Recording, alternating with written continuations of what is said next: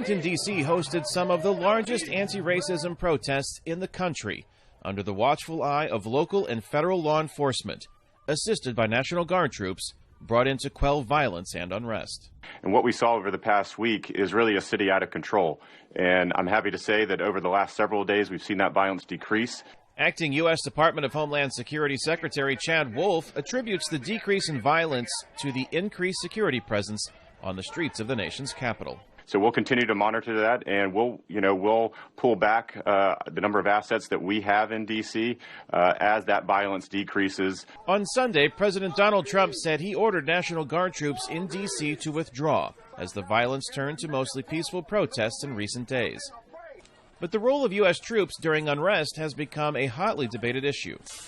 Retired General and former Chairman of the Joint Chiefs of Staff, General Martin Dempsey, was one of a number of high-profile former military leaders who spoke out against President Trump's desire to increase the presence of U.S. military troops on the streets of American cities. I thought that given the state of the unrest and the risk that we would put the active duty military in a position where its relationship with the American people would be adversely affected, that I should say something.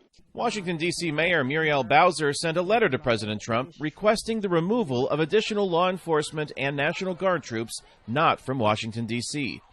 She believes tactics used by security forces against protesters near the White House before President Trump visited a nearby church last week has contributed to the larger protest gatherings. What Americans saw was federal police forces tear gassing peaceful Americans, and how they responded made clear to the president that Americans would exercise their First Amendment rights, and they would do it peacefully.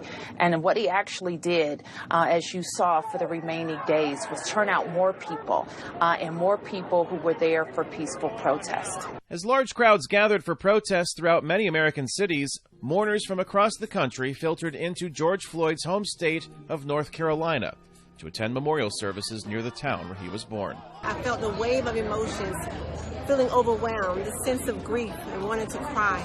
And then upon walking through and seeing him lying there, first of all, I was just praying that God would bless his soul to be at peace, because he didn't have peace in his final moments here on earth.